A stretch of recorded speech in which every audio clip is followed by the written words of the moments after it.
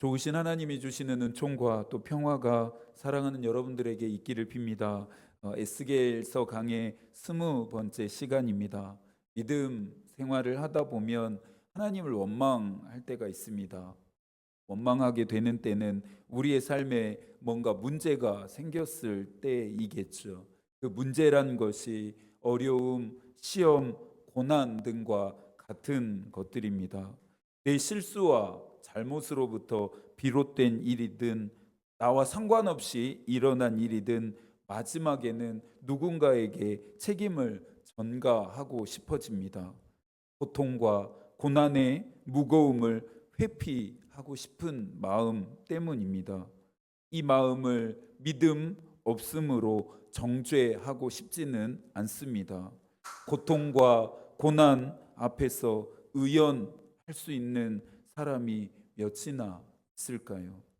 믿는 자들에게 당연히 원망의 대상은 하나님이십니다.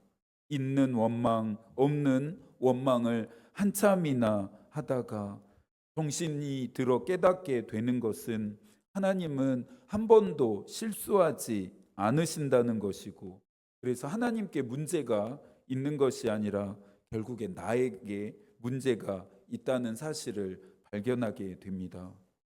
좋으신 하나님은 우리가 하나님을 원망한다고 우리를 책망하지 않으십니다. 단 이스라엘 백성들처럼 의도적이고 계획적인 원망이 아니라면 말입니다. 원망할 수밖에 없는 심정을 이해하시고 동정하시며 긍휼히 여기신다. 저는 믿습니다. 이스라엘 백성들도 하나님을 원망했습니다. 그들의 원망은 자신들의 죄에 대한 회피인 동시에 모든 책임을 하나님께 전가하는 행위였습니다. 전지전능하신 분이 도우셨다면, 또 함께 하셨다면 나라는 멸망하지도 않았을 것이고 자신들은 비참한 포로 신세가 되지 않을 것이라 생각했기 때문입니다. 좋으신 하나님이 그들의 마음을 이해하지 않으시고 동정하지 않으시며 긍휼을 베풀지도 않으신 이유는 무엇일까요?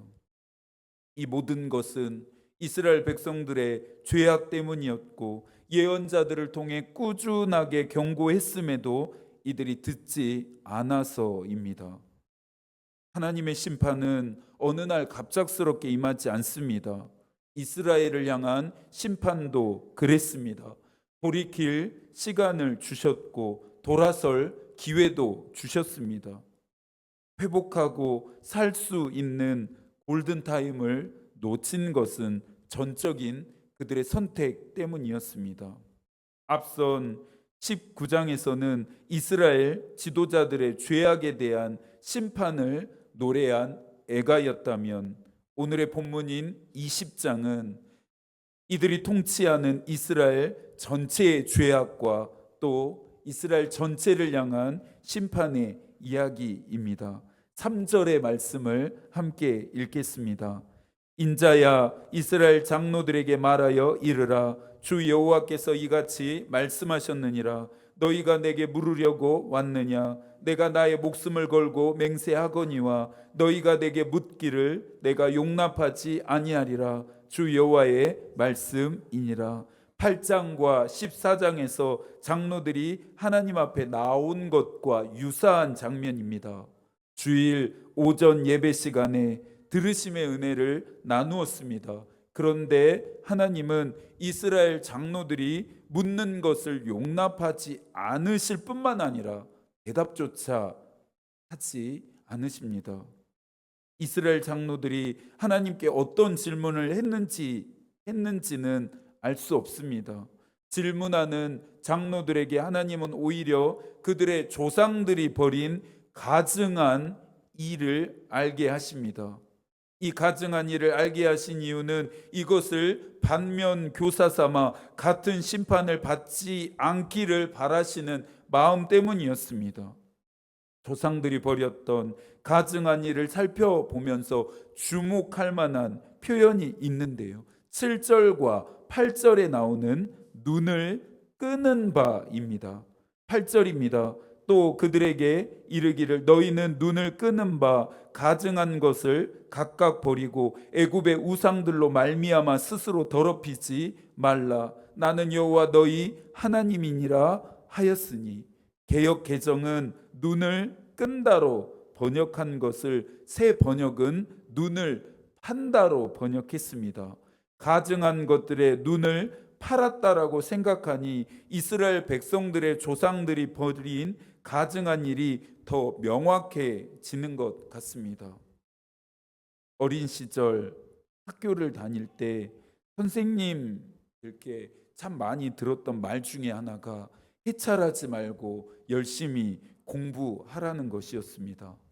해찰은 일에는 마음을 두지 않고 쓸데없이 다른 짓을 하거나 마음에 들지 않아 이것저것 만지작 거린다라고 하는 뜻을 가진 단어입니다.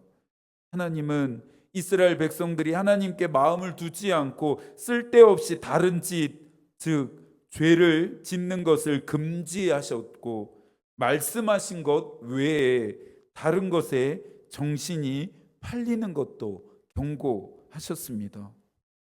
그런데 이스라엘 백성들은 눈을 끄는 것에 항상 늘 정신을 팔았습니다. 믿음이 들음에서 난다고 하여 하나님의 말씀을 듣는 것의 중요함을 강조합니다. 그런데 여러분, 듣는 것만큼 보는 것도 중요합니다. 무엇을 보느냐도 우리의 믿음에 큰 영향을 끼치기 때문입니다. 이것이 육신의 정욕입니다. 눈은 우리가 죄를 짓게 하는 통로 역할을 합니다. 수많은 욕심과 탐심과 정욕이 눈을 통해 우리의 영혼 속으로 들어오게 됩니다. 그래서 예수께서도 말씀하십니다. 마태복음 5장 29절입니다. 만일 너의 오른 눈이 너로 실족하게 하거든 빼어 내버리라. 너의 백체 중 하나가 없어지고 온 몸이 지옥에 던져지지 않는 것이 유익하며, 정욕 때문에 탐심 때문에 죄를 지을 것 같다면 아예 그 눈을 빼어 버리라는 것입니다. 여러분, 그렇게 하실 수 있겠습니까? 지난 월요일 오랜만에 외부 일정 없이 한가하고 조용한 날을 보냈습니다. 특별할 것 없고 대단하지 않은 일상이 참 감사했습니다. 아침부터 오후까지 사놓고 미처 읽지 못했던 책을 읽는데 내용 중에 기구한 운명을 가진 노파가 자신의 딸의 한쪽 눈을 찔러서 장애인을 만드는 장면이 나왔습니다. 딸의 삶이 어찌 되었을까요? 더 이상 망가질 수 없을 정도로 망가졌고 후에는 노파였던 어머니를 찾아와 복수하는 비극까지 벌어졌습니다. 몸이 천냥이면 눈은 900냥이라는 말이 있습니다. 그만큼 눈이 중요하다는 것이겠죠. 예수께서는 이 눈이 죄를 짓게 해서 하나님의 나라에 들어가지 못할 바엔 오히려 그 눈을 빼어 버리는 것이 복되다 말씀하신 것입니다. 영적인 눈의 중요함을 말씀하신 것이겠죠. 하나님은 소돔을 멸하시기 전에 그 땅에 살고 있었던 롯과 그의 가족을 구출하실 계획을 세우십니다. 천사들을 보내셔서 임박한 심판을 경고하면서 소돔을 떠날 것을 명령하셨습니다. 떠나는 과정 중에 반드시 지켜야 할 두 가지를 말씀하셨는데요. 절대 뒤를 돌아보아서는 안 되는 것과 그 어디에서도 머물지 말라는 것이었습니다. 심판이 임박했으니 머물러서는 안 된다라고 하는 이 말씀은 이해가 되는데 뒤를 돌아보지 말라라고 하는 말씀은 쉽사리 이해가 되지 않습니다. 그런데 이 말씀을 어긴 자가 있었습니다. 롯의 아내는 뒤를 돌아보았고 그 순간 소금 기둥으로 변합니다. 롯의 아내는 하나님의 엄중한 말씀을 위반하면서까지 왜 뒤를 돌아본 것일까요? 아마도 그 땅에, 소돔 땅에 두고 온 것들에 대한 아깝고 아쉬운 마음 때문이었을 것입니다.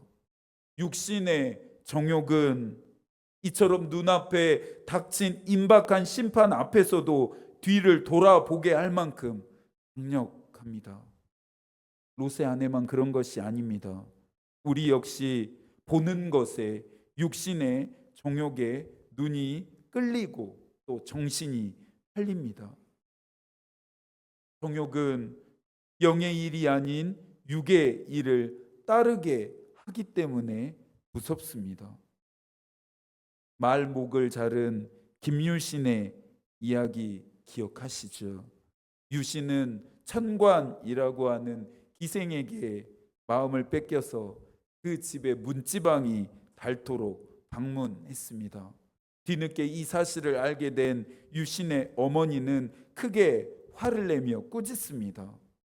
어머니의 꾸중을 듣고 정신을 차린 유신은 다시는 천관을 만나기 위해 그 집을 찾아가지 않겠노라 맹세하고 결단합니다.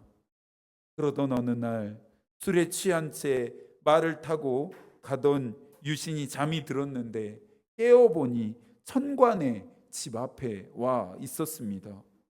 유신의 말은 그동안 주인이 자주 찾아가던 천관의 집으로 왔던 것입니다. 김유신이 어떻게 했습니까? 그 즉시 자신의 말의 목을 잘라 버렸습니다. 하나님을 온전하고 순전하게 경외하지 못하도록 내 눈을 끄는 것은, 내 정신이 팔리게 하는 것은 이렇게 청산하는 것입니다. 이렇게 완전히 나에게서 끊어내고 잘라 버려야 합니다. 홈쇼핑으로 물건 구매해 보신 적 있으시죠?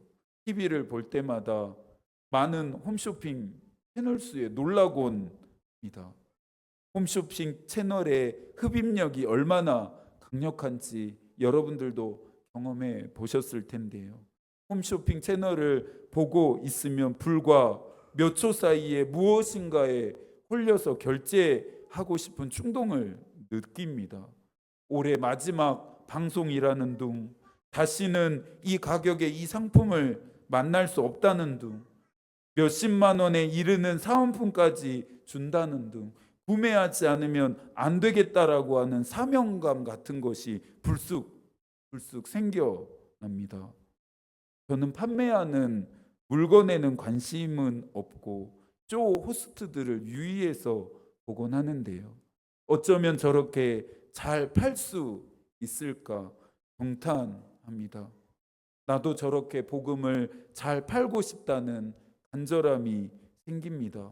내가 전하는 하나님의 말씀을 듣는 사람마다 즉시 당장에 예수 그리스도를 믿고 예수 그리스도께 헌신하겠다라고 하는 응답을 보이면 너무나 좋겠습니다.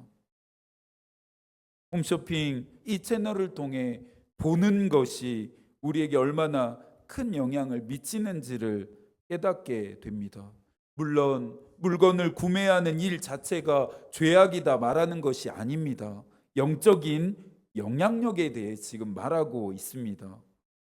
약속의 땅을 정복하는 과정 중에서 하나님이 모든 것을 절멸시키라 명령하신 이유는 가나안 땅에 있었던 보암직하고 먹음직하며 지혜롭게 할 만큼 탐스러운 것들이 이스라엘 백성들의 눈을 끌고 정신을 빼앗지 못하도록 하기 위함이었습니다.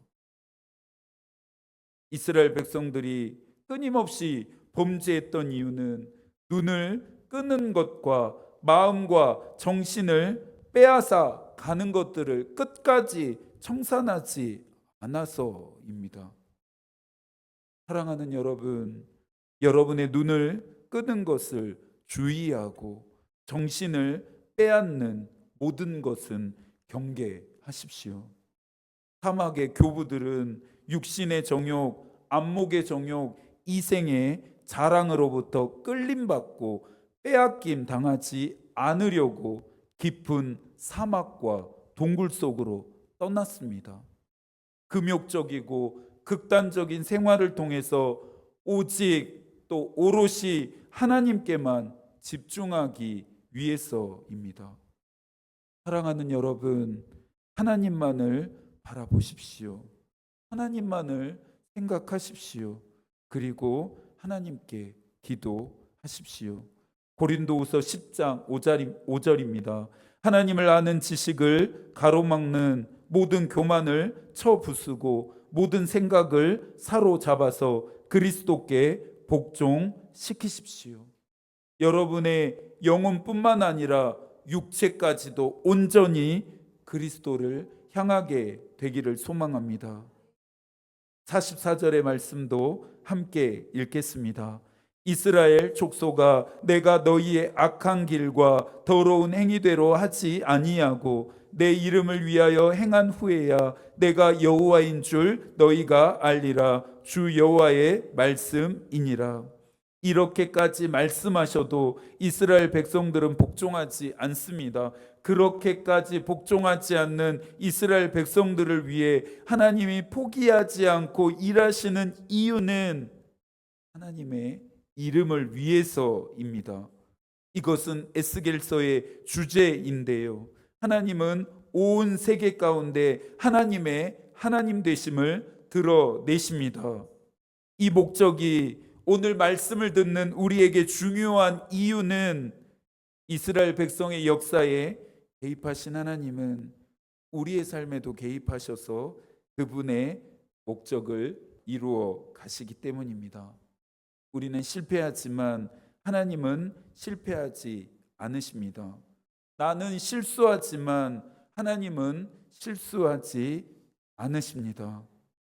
남은 한 주도 하나님이 여러분과 함께 하시기를 기도하겠습니다. 하나님의 마음이 우리의 기도가 되고 하나님의 뜻이 우리의 길이 되기를 빕니다. 아멘.